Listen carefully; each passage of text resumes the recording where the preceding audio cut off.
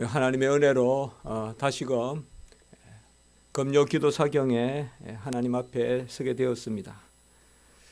창세기 강해를 하고 시편, 잠언, 전도서 이렇게 시가서들을 쭉 살펴보고 다시 오늘 출애굽기 앞에 섰습니다.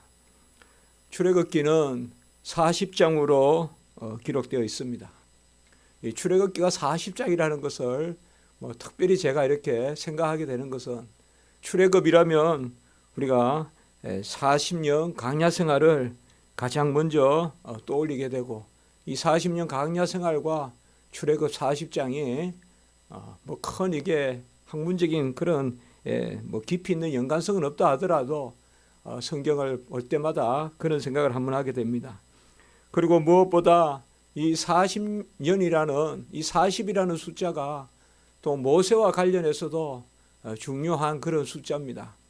모세는 참으로 우여곡절 끝에 태어나 가지고 또 애굽의 궁전까지 들어갑니다. 그리고 바로의 아들이라고 칭함을 받으며 40년 동안 애굽 궁정에 생활을 합니다. 사실상 왕자죠. 왕자로 그렇게 40년 동안 생활을 하는데 그가 사도행전 7장 23절 24절에 보면 그 형제 이스라엘 자손을 돌볼 마음이 생겼습니다.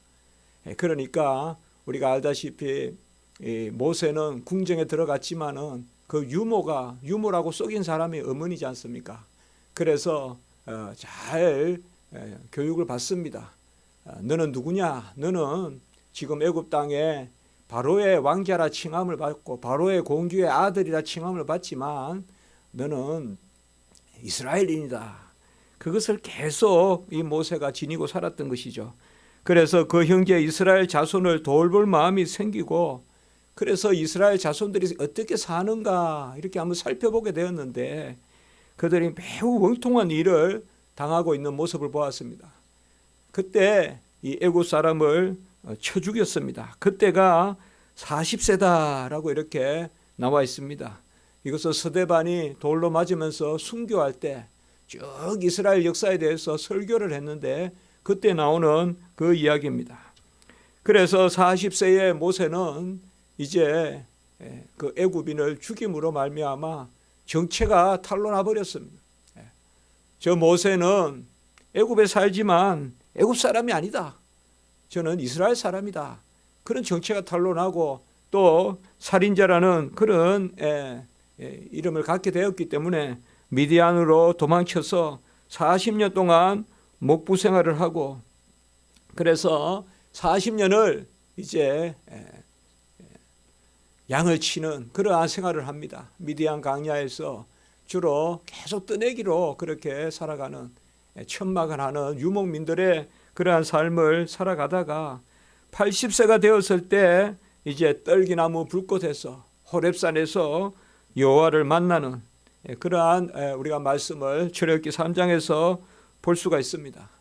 그리고 요셉은 120세에 죽습니다. 신명기 34장 7절에 보면 그래서 성경에 정확하게 이것은 유추해서 아는 것이 아니라 스데반의 설교에 나오고 또 우리가 출애굽기 신명기 34장 7절에 보면 모세가 그래서 40세에 궁정을 떠나고 그리고 40년 동안 목부 생활을 하다가 이제 80세에 부름을 받아서 출애굽의 그 큰 일을 하나님의 도구로서 사용되고 그리고 40년 이후에 죽는 모습 너보산에서 하나님이 데려가시는 그 모습을 볼 수가 있습니다.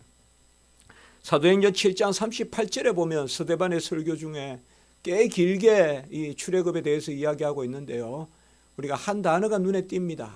광야교회다 이런 말이 나옵니다. 광야교회. 그래서 어떤 분들은 교회의 형태 중에 광야교회 이런 말을 쓰기도 하는데 어떤 고유 명사라기보다 광야 40년 동안 이스라엘 백성을 하나님이 단순히 하나의 무리같이 그렇게 여기지 아니하고 교회로 여겼다라는 것을 볼 수가 있습니다. 이 출애굽기는 광야 교회에 관한 그 말씀을 담고 있습니다.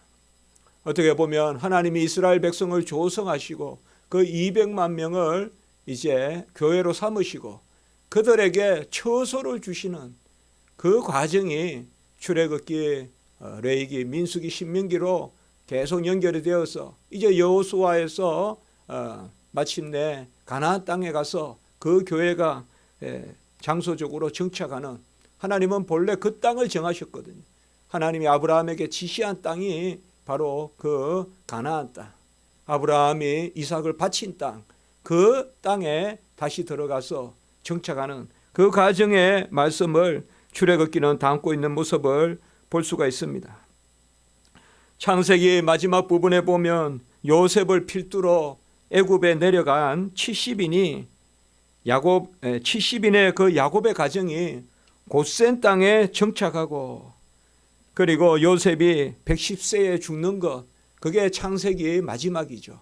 그래서 요셉이 유언하고 죽거든 해골을 가지고 그 가나안 땅 막벨라 굴에 그곳에 해골을 묻어달라, 이렇게 유언을 하고 죽는 것이 창세기의 마지막입니다. 이스라엘 백성이 처음 내려갔을 때 우리가 잘 알듯이 요셉이 내려가서 국무총리까지 오늘날로 말하면 그러한 왕 다음으로 최고 1인자의 자리에서 그렇게 다스리는 그 자리에 있었고, 또 바로도 그 요셉의 가족들 다 내려왔지 않습니까? 70인이 다 내려왔습니다. 오늘 말씀에도 나오지만은 5절에 보면 야곱의 허리에서 나온 사람이 모두 70이요. 요새는 몸에서 났다 이러지만 이스라엘 백성의 표현에는 허리에서 났다. 이제 후손이란 말이에요. 그래서 야곱의 후손에서 난 사람이 70이요. 이제 70명이 내려가는데 이들이 고센 땅에 정착합니다. 고센 땅은 출애굽기 47장 창세기 47장 6절에 보면 고센 땅은 좋은 곳이다, 이렇게 나와 있습니다. 고센 땅은 참 좋은 곳이다. 저도 2번 가봤습니다. 우리 이스라엘 2번 가봤는데 첫 번째 갔을 때는 애굽에도 가봤습니다. 요새는 이제 그쪽에는 위험해서 그러한 같이 가는 코스로 잡지 않는데, 첫 번째 갔을 때 제일 먼저 애굽에 갔을 때 바로 이 고센 땅을 가봤습니다. 고센 땅에 가는 과정은 되게 척박하고 그야말로 광야인데요. 갑자기 큰 잎사귀들이 막 나타납니다. 아마 저는 식물원에서나 그런 잎사귀를 봤지 우리나라에는 그래 큰 잎사귀가 없습니다, 식물에. 그런데 그게 전부 그냥 큰 잎사귀들이 있어요. 그리고 광야에 거의 풀도 없다가 차를 타고 가다 보면요, 그러다가 갑자기 푸른 그런 벌판이 쫙 전개가 되는데요, 누가 봐도 야 기름지다 이런 말이 나옵니다. 그게 고센 땅입니다. 바로 나일강 하류, 역사적으로 나일 삼각지, 나일 삼각주라고 하죠. 나일 삼각주에 자리 잡은 그 고센 땅입니다. 그 처음에는 이스라엘 백성을 그 좋은 곳에서 뭘 하게 했는가 하면, 이스라엘 백성이 너희들 뭘 하고 싶으냐 이렇게 물으니까 종들은 본래 목자이온데 우리 선조가 다 그렇습니다, 이렇게 소개를 합니다. 바로에게. 그렇게 본래 우리는 목자입니다. 그러니까 그곳에서 소를 치고 양을 치게 했습니다. 그러니까 아주 환대를 했습니다. 좋은 땅 고센 땅에서 양을 치고 소를 치게 했습니다. 그런데 이제 그 처음 내려갔던 70인이 다 죽고, 70인이 이제 세대가 바뀌어서 다 죽고, 그리고 왕도 바뀌고 하니까 이제 옛날 일을 잊어버리는 것입니다. 옛날 일을 잊어버리고 핍박이 되고, 그들에게 목축을 하는 일을 시키지 않고, 그 당시에 종들에게는 목축하는 일도 안 시켜요. 종들은 뭔가 하면, 그거보다 더 단순한 일이 뭔가 하면 벽돌을 만들고, 그야말로 그냥 짐승 조금보다 나은 존재로 그냥 그런 노예 생활을 하게 되는, 그야말로 노예 생활을 하게 되는. 처음에 이스라엘 백성이 애굽 내려갈 때 여러분들 노예 생활 하러 갔다 이렇게 하면 안 됩니다. 보통 그렇게 표현하는 경우도 그렇게 하면 안 됩니다. 처음에는 결코 노예로 내려간 게 아닙니다. 대등하게 동등하게 우대받으면서 그렇게 내려갔습니다. 그런데 이제 시간이 흐르니까 아주 노예 생활로 그래 이제 그것이 원망이 사무치고 하나님 앞에 하나님의 백성이 하나님의 택한 백성은 아브라함의 후손은 지금 거기만 있는 거예요. 애굽 땅에. 거기에서 이제 고센 땅에 두지 않고 비돈과 람셋 가보면요 척박해요. 고센 땅하고는 완전히 달라요. 차를 타고 가도 그쪽 가면요 정말 그냥 아무것도 없어요. 보니까 풀도 하나 없는데 어느 구렁에 보니까 불뱀은 죽어 있더라고요. 희한해 그런 데예요. 그게 제가 연상되는 거예요. 풀도 잘 없는 곳인데 불뱀은 있어요. 또 뭘 먹고 사는지 그런 아주 그냥 척박한 땅이에요. 그저 옆에 천막 하나 치놓고 화장실이라고 가릴 데도 없어요. 숨을 데도 없고 거기에 이렇게 쳐놓고 화장실이라고 해놓고 돈 받고 하는 그런 모습이 떠오르는데 이제 이스라엘 백성이 그쪽으로 가서 살게 되면서 하나님이 이제 그들을 불쌍히 여겨서 출애굽을 하게 되는 이제 그런 것입니다. 앞으로 우리가 금요 기도 상영회 때마다 전에와 같이 기본적으로 한 주에 한 장씩 이렇게 읽어가면서 출애굽기, 레위기, 민수기, 신명기 쭉 이렇게 살펴볼까 합니다. 오늘은 우리가 모처럼 이렇게 했고 해서 서론적인 그런 말씀만 좀 나누고 그렇게 하려고 합니다. 그들이 어떠했느냐 7절에 보면 이스라엘 자손은 생육하고 불어나 번성하고 매우 강하여 온 땅에 가득하게 되었더라. 생육하고 불어나서 번성하고 매우 강하여 온 땅에 가득하게 되었더라. 이것은 하나님이 약속하신 말씀이거든요. 하나님이 약속하신 말씀입니다. 아브라함에게 언약을 맺을 때 아브라함을 불러내실 때 창세기 12장 1절에서 3절까지 보면 세 가지를 약속하시잖아요. 첫 번째 보면 내가 내게 보여줄 땅으로 가라 해서 땅에 대한 약속을 보여주시고 두 번째는 너로 큰 민족을 이루고 그리고 세 번째는 복을 주어 내 이름을 창대케 하리니 너는 복이 될지라 이렇게 아브라함을 부르자마자 이 약속을 하시거든요. 땅과 풍성과 그리고 복의 근원이 되는 내 이름을 창대하게 하리니 너는 복이 될지라. 옛날 성경에는 복의 근원이 될지라, 새 성경에는 복이 될지라. 이 약속을 이루시는 거예요. 이 약속을 이미 이루시는 거예요. 그래서 두 번째 특별히 너로 큰 민족을 이루고 이 민족을 이루는 것을 애굽 땅에서 하신 거예요. 그리고 첫 번째 약속인 내가 지시하는 땅은 이제 가나안 땅, 젖과 꿀이 흐르는 땅이고 그리고 세 번째 복을 주어 내 이름을 창대케 하고 너는 복이 됐지라. 이것은 바로 언약의 백성 삼으십니다. 이것은 바로 율법을 받고 언약의 백성을 삼으십니다. 그 약속을 맺는 것입니다. 특별히 창세기 15장에 보면 하나님이 아브라함과 할례를 맺고 약속을 하는데 여기에 이미 창세기 15장에 아브라함과 언약에 애굽의 생활이 예언되어 있습니다.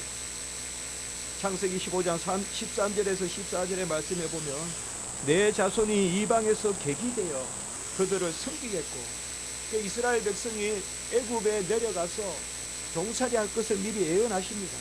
그들은 400년 동안 내 자손을 괴롭히리니 그들이 섬기는 나라를 내가 징벌할지며 그 후에 내 자손이 큰 재물을 이끌고 나오리라. 이스라엘 백성이 번성하고 그들을 괴롭히고 애굽 사람들이 괴롭히고 하나님이 그들을 징벌할지니 10가지 재앙을 일으키잖아요. 징벌할지니 그 후에 내 자손이 큰 재물을 이끌고 나오라. 막 우양을 주고 재물을 줘서 내보냈거든요. 바로가. 그대로 이 말씀 창세기 15장 13절에서 14절의 말씀이 이루어지는 것을 볼 수가 있습니다. 그래야 우리가 창세기, 출애굽기, 레위기, 민수기, 신명기를 모세 오경이라 하거든요. 왜냐하면 모세가 기록한 5가지의 말씀입니다. 이 5권의 책은 모세가 기록했습니다. 우리는 이것을 어김없이 믿습니다. 자유주의 신학자들은 거의 이것을 믿는 사람이 없습니다. 이 창세기, 출애굽기, 레위기, 민수기, 신명기 이걸 모세 오경이라는 것을 믿지 않습니다. 우리는 모세가 기록한 5가지의 경이다, 특별히 경서다 이렇게 하는데요. 창세기도 크게는 율법서에 넣습니다. 역사서에 안 넣습니다. 창세기도 크게는 율법서에 넣습니다. 왜냐하면 거기에 언약의 말씀이 있고 그것이 바로 출애굽과 다 연결되고 레위기와 다 연결되기 때문에 그래요. 그래서 우리는 창세기는 어떤 분은 역사서에 넣기도 하는데 그렇게 하는 것은 너무 자의적인 해석입니다. 5가지 경서, 모세 오경, 그것은 창세기, 출애굽기, 레위기, 민수기, 신명기 이 5가지 경서에는 크게 2가지가 들어있습니다. 첫 번째는 역사가 들어있고 두 번째는 하나님의 법이 들어있습니다. 그 모세 오경에는 역사가 들어있고 율법이 들어있습니다. 어떻게 보면 이거는 우리에게 주는 아주 귀한 교훈입니다. 성경 전체를 우리는 역사와 교훈이라고 볼 수 있거든요. 사실 성경은 분명히 역사적인 사건의 기록이고 그리고 하늘 백성의 교훈이거든요. 그것이 모세 오경에는 바로 이스라엘 백성의 창세기부터 창세 때부터 하나님의 역사가 기록되어 있고 그리고 하나님의 말씀인 율법이 기록되어 있는 그것을 우리가 경서, 그래서 모세가 기록한 5가지 경서 오경이다. 그 가운데 출애굽기는 바로 이미 창세기에 예언한 말씀의 성취라는 것을 우리가 볼 수가 있습니다. 이미 창세기에서 아브라함과 맺은 언약, 금방 우리가 15장, 12장 1절에서 3절, 그리고 15장 13절에서 14절, 물론 17장에 또 할례 언약을 통하여 다시 그 언약을 확인하시거든요. 언약은 한 번만 주고 그냥 잊어버리지 않습니다. 하나님이 또 확인하고 또 확인하는데 이러한 확인한 언약이 출애굽기에서 성취되는 것을 우리가 볼 수가 있습니다. 출애굽기의 기록은 역사적으로도 많이 고증이 됩니다. 홍해가 갈라진 사건이라든지 이런 것들이 잊혀질만 하면 또 역사적 유물이 나오고 하는 그런 모습을 볼 수가 있고 고대 바로 왕조, 고왕국, 중왕국, 신왕국 하는 그 고대 왕국의 역사와 성경의 역사가 너무나 일치한다는 것을 역사가들은 오히려 새로운 것이 발견될수록 이 성경의 창세기 말씀이 역사적 기록이라는 것을 확인합니다. 출애굽은 기원전 1446년에서 1406년에 물론 학자들에 따라 조금 차이는 있지만 대체로 가장 근접하게 일치하는 것이 바로 BC 1446년에서 BC 1406년 요 40년간의 기록이 바로 출애굽의 그러한 역사의 기록이다라고 이렇게 우리가 말하고 있습니다. 보통 출애굽기라는 말은 엑소더스라고 하죠. 엑소더스라는 말은 영어가 아닙니다. 본래 헬라어입니다. 헬라어, 그리스어 헬라어입니다. 이 헬라어의 엑소더스, 옮기다, 이동하다. 누가복음에 보면 별세, 세상을 떠나다 이럴 때도 엑소더스라는 말이 딱 한 번 사용되는데 이 엑소더스라는 말을 구약 성경을 70인이 모여서 헬라어로 번역한 그걸 70인경이라고 하거든요. 헬라어는 이제 그리스어인데요. 그래서 구약의 히브리어, 구약 히브리어를 70명이 모여서 번역할 때 이 부분을 엑소도스다 그렇게 이름을 붙였습니다. 그리하여 출애굽기라는 이름으로 많이 사용이 되는데 정작 히브리 사람들은 엑소도스란 말을 쓰지 않고 히브리어에서는 항상 책 이름이 첫째 글자가 책 이름입니다. 히브리에서는. 그래서 이들은 히브리 사람들은 예엘레 쉐모트라고 하는데 예엘레 쉐모트란 말은 이름들 이름 셈의 이름이거든요. 그 복수형인데 예엘레 쉐모트 그게 오늘 1절에 보면 뭔가 하면 이스라엘 아들들의 이름은 이러하니 할 때 사실 이름들은 이거예요. 복수형이에요. 이름들은 이러하니 이게 첫째 글자예요. 이름들은 이러하니 그래서 예엘레 쉐모터라고 이 출애굽기를 부릅니다. 이름들은 이러하니. 여기 제일 먼저 나오는 게 오늘 1절에 보면 야곱과 함께 각각 자기 가족을 데리고 애굽에 이른 이스라엘 아들들의 이름들은 이러하니, 이름은 이러하니. 그래서 이름은 이러하니. 요거를 이제 히브리어로 시작하니까 그렇게 불립니다. 출애굽기는 크게 두 부분으로 이루어져 있습니다. 첫째 부분은 1장에서 18장까지를 우리는 크게 첫째 부분으로 나눠볼 수 있겠습니다. 물론 더 세분해서 보면 아주 세분해서 볼 수 있습니다. 그러나 크게 봤을 때 전반부 후반부로 나누어 봤을 때 전반부는 제가 큰 이야기들만 좀 해드린다면 바로 이스라엘 백성이 노예 생활의 그 참상, 이스라엘 백성이 이제 아까 말씀을 드렸듯이 아주 노예 생활, 이제 짐승과 같은 노예 생활을 하는 모습과 그리고 하나님이 모세를 만나 주시고 떨기나무에서 모세에게 소명을 주시는 그 부분, 그리고 이제 애굽에서 10가지 재앙을 일으키고 그리고 홍해를 가르시고 이스라엘 백성들을 건져내시고 이제 애굽에서 건져내서 홍해를 가르시고 광야에서 만나와 메추라기를 주시며 가는 곳마다 물을 내시고 그리고 구름 기둥 불 기둥으로 역사하시는 이런 것들이 쫙 기록되어 있는 것. 그것만 제가 말씀드린 것만 해도 참 우리가 아멘이 되지 않습니까? 이 큰 역사들을 출애굽기 1장 1절에서 18장 마지막 절까지, 그러니까 1장에서 18장까지는 이러한 부분들이 기록되어 있습니다. 저는 이렇게 나누기를 원합니다. 그리고 19장에서 마지막 40장까지는 왜 하필 19장이냐? 이미 예상하시겠지만 우리가 출애굽기 20장에는 십계명이 나오잖아요. 19장에는 언약을 체결하십니다. 언약의 체결의 모습이 나옵니다. 먼저 언약이 체결돼야 말씀을 주실 거 아니에요. 언약이란 것은 하나님과 그의 백성의 관계란 말이에요.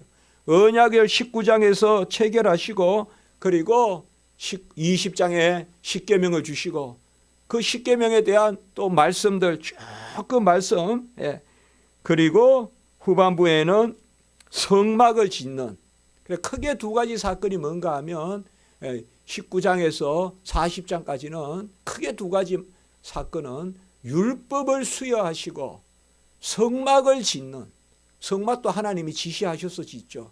그리고 그 성막 안에 언약궤를 주고 그 언약궤 안에 이제 하나님의 속죄소가 있는, 그곳에서 하나님의 속죄의 역사가 있는 그 속죄소를 두거든요. 성막을 짓습니다. 성막을 짓습니다. 이 성막이 이제 성전이 되는 거예요. 이 언약궤가 이제 성전에, 예루살렘 성전에 모셔지는 거거든요. 그러니까 성막이라고 하면 성전은 고정된 장소에, 성막은 이제 하나님이 옮겨지는 그 장소에 세우는 것을 성막이라고 합니다.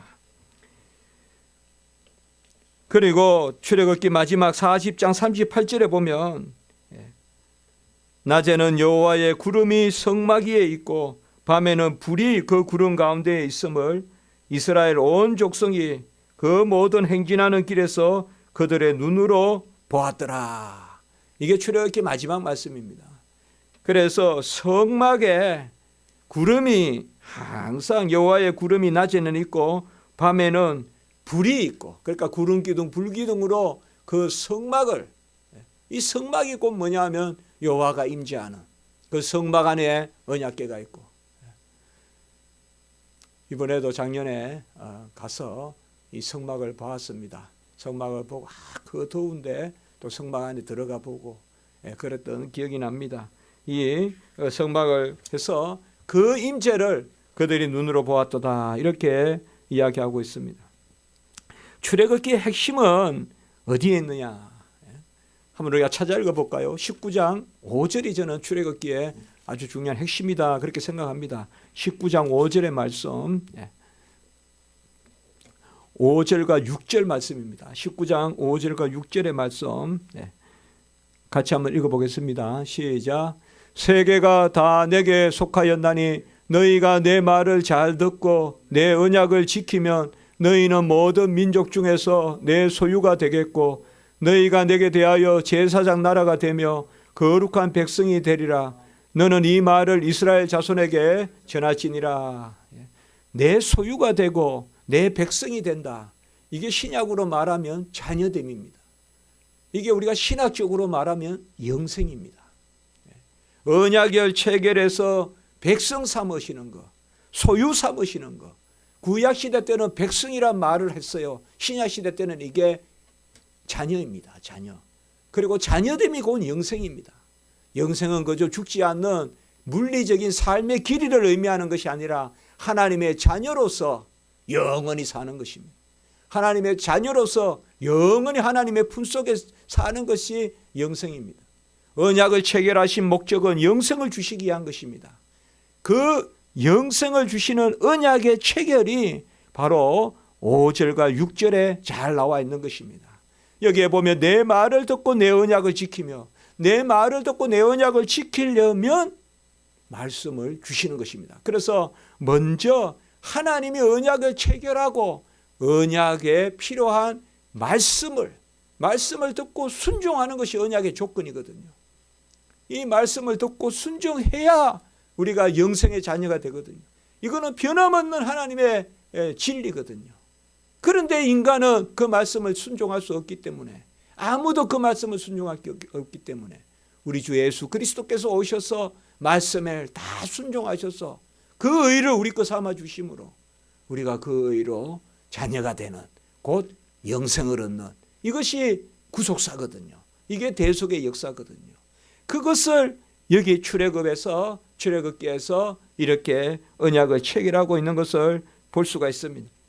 이 언약을 체결하고 출애굽기 24장 7절에 보면 그들이 시내산에서 언약서를 읽고 하나님 앞에서 여호와의 모든 말씀을 우리가 준행하리이다. 이렇게 해서 언약 백성이 되는 것입니다. 출애굽기 24장 7절에. 그리고 그들이 양과 소의 번제의 피를 뿌리며, 바로 출애굽기 24장 8절에 보면 이 모든 말씀에 너희와 세우신 언약의 피니라 라고 이렇게 선포를 합니다. 바로 언약의 피로 하나님 앞에 이스라엘 백성이 피를 뿌리면서 언약의 백성이 되는 것을 볼 수가 있습니다. 이게 출애굽기 24장 8절에 나오는 말씀입니다. 그러니까 언약과 하나님의 말씀인 율법이 함께 있다는 것을 아셔야 돼요. 그게 토라예요. 율법은 언약의 법이에요. 언약이 없는 법은 율법이 아닌 거예요. 그래서 바로 430년 후에 시내산의 율법이 아브라함의 언약을 폐할 수 없다, 그렇게 갈라디아 3장에서 말씀하고 있는 것입니다. 꼭 기억하시기 바랍니다. 하나님이 법을 주실 때는 먼저 약속을 주신다는 것, 언약의 법이라는 것. 언약의 법이 토라, 율법이라는 것입니다. 율법을 토라라고 하거든요. 세상에는 이러한 법이 없습니다. 하나님의 법은 언약의 법이에요. 어떻게 보면 궁극적으로 말씀을 명령하시지만 그 명령을 이미 이루시겠다는 약속을 하나님이 가지고 이루시는 것이 바로 언약의 법입니다. 그래서 우리는 출애굽기를 은혜의 법으로 읽어야 돼요.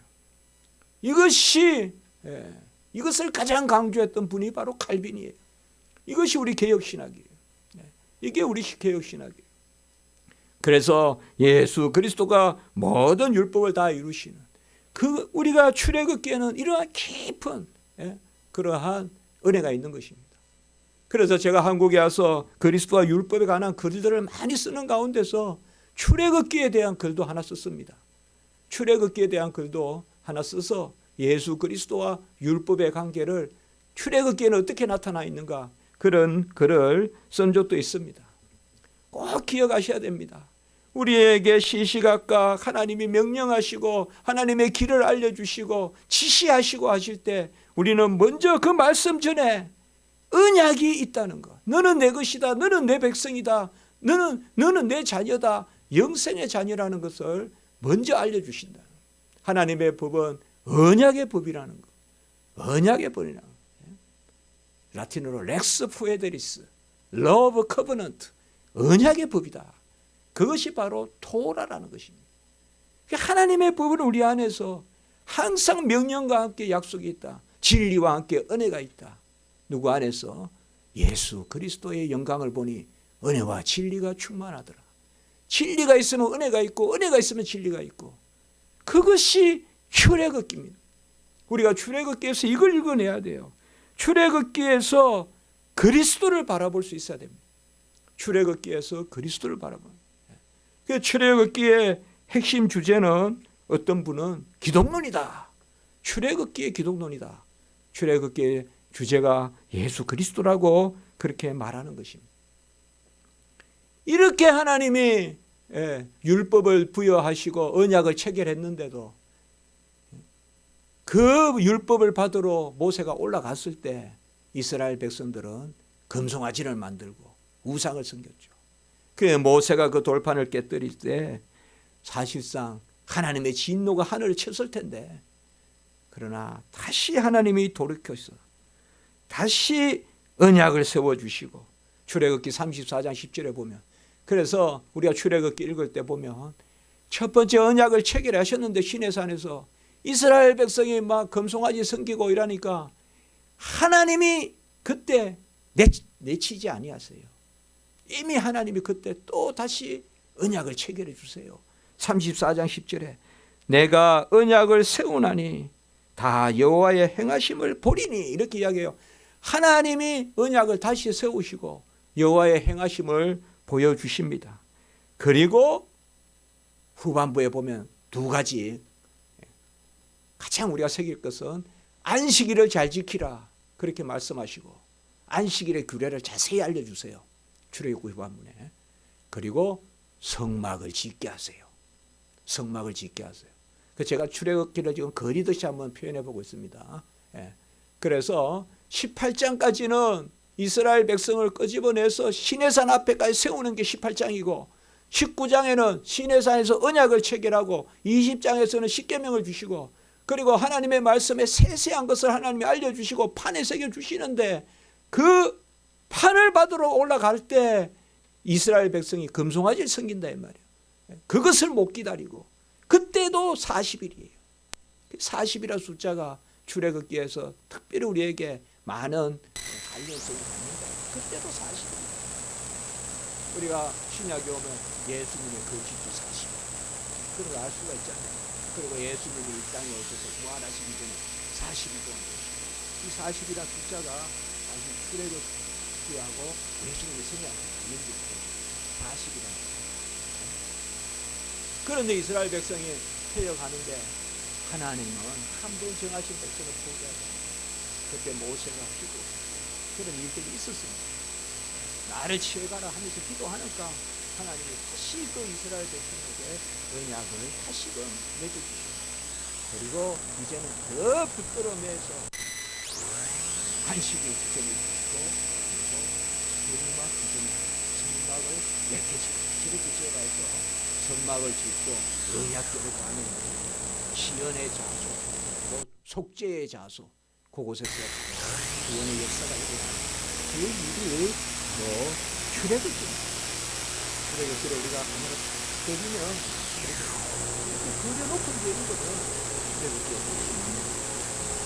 잠깐만 더 살펴본다면, 출애굽기의 기독론이다 이런 말을 금방 우리가 나누었는데요.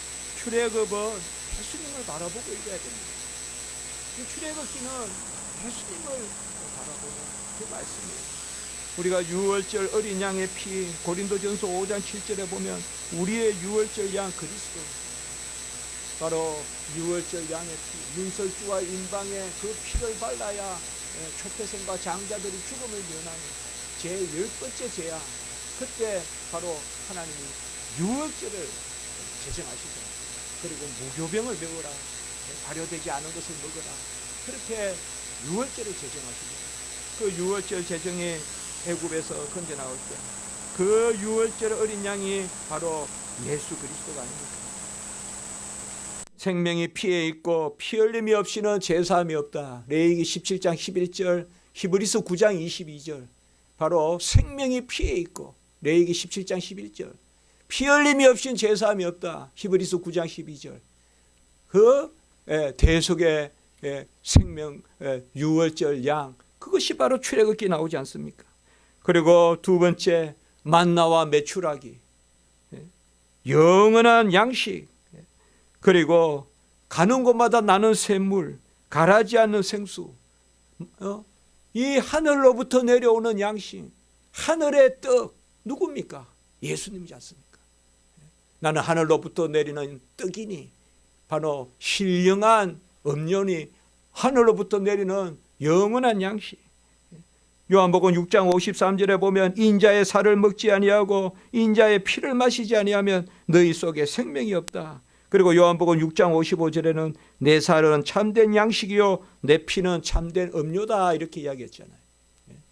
이스라엘 사람들은 만나와 메추라기 물을 먹어도 죽었거니와 내 살을 먹고 내 피를 마시는 자는 영원히 죽지 않는다고 주님이 말씀하셨잖아요. 구약의 만나와 메추라기와 가는 곳마다 썬물을 단물이 되게 해주시고 바위라도 쳐서 물을 내주시는 그것이 끝이 아니라 그것은 다 예수 그리스도를 바라보게 하는 거다 말이죠. 그래서 출애굽기의 기독론, 우리가 그것을 잘 읽어야 된다. 특별히 고린도전서 10장 3절에서 4절에 보면 신령한 음식, 신령한 음료는 그리스도시라라고 딱 말하고 있어요. 고린도 교회를 향하여. 강야시들의 신령한 음료, 신령한 양식은 그리스도다. 그리고 우리가 한 가지 더 크게 생각할 수 있는 것은 홍해를 건너는 것을 세례로 생각하는, 그게 또 고린도전서 10장 1절과 2절에 보면 나옵니다. 이스라엘 백성이 홍해 건넌 것이 오늘날 우리로 말하면 그게 이제 물 사이를 가는 거잖아요. 그것이 바로 세례다. 세례는 예수 그리스도의 공로로 우리가 거듭나는 거지 않습니까? 그래서 큰 것만 우리가 이렇게 살펴봐도 출애굽기에는 바로 우리의 유월절 어린 양, 그 고린도전서 5장 7절에 그 말씀이 있고, 만나와 메추라기, 그 가는 곳마다 나는 물, 그거는 바로 예수 그리스도. 그의 몸이 우리의 떡이요 그의 피가 우리의 음료다. 그리고 홍해를 건너는 사건, 이런 것들이 바로 우리의 구원의 서정, 구원의 가정으로 묘사되었다. 홍해를 건너는 것이 바로 세례다. 로마서 6장 3절에도 그런 말씀이 있잖아요. 바로 그의 죽으심과 합하여 세례를 받았나니, 예수의 죽으심과 합하여 세례를 받았나니, 이런 것들이 출애굽기입니다. 우리가 오늘 이렇게 서론적인 그런 말씀을 나누었는데, 또 매주 한 장 한 장 이런 기회에 제 자신도 또 이렇게 나누면 참 너무 은혜가 돼요. 사실 저번에 창세기 맞춰서 바로 출애굽기 할까 하는 마음도 있었어요. 근데 그때는 너무 시편이 전하고 싶어서 시편이, 그래서 이제 시편 말씀을 전했는데, 우리가 앞으로 출애굽기, 레위기, 민수기, 신명기 참 은혜에 보하고 여기에서 예수 그리스도를 읽고 또 언약을 읽고 그런 은혜가 있기를 바라는 것입니다. 한번 기도드리겠습니다. 거룩하고 자비로우신 하나님 아버지, 이미 오래전에 일어난 일로 아버지여 기원전 15세기에 이미 다 주님께서 작정하시고 또 예비하시고 또 예언하신 대로, 아브라함의 예언하신 대로 하나님이 말씀하신 것을 이루시는 그 말씀을 오늘 보게 하시니 감사합니다. 하나님 아버지, 우리가 그저 사는 것이 아니라 유월절 어린 양 우리 주 예수 그리스도의 은혜로 사는 것을 기억하게 도와주시고, 특별히 강야 같은 이 인생의 역정 가운데서 하나님께서 우리를 특별히 붙들어 주셔서 하나님의 은혜의 백성으로 날마다 하나님께 나아가는 저희들이 되게 주시옵소서. 우리 십자가 지기의 모든 성도님들 하나님 불쌍히 여겨주시고, 기도하는 가운데 하나님 응답하여 주시옵소서. 구주 예수 그리스도의 이름으로 감사하며 기도드리옵나이다. 아멘.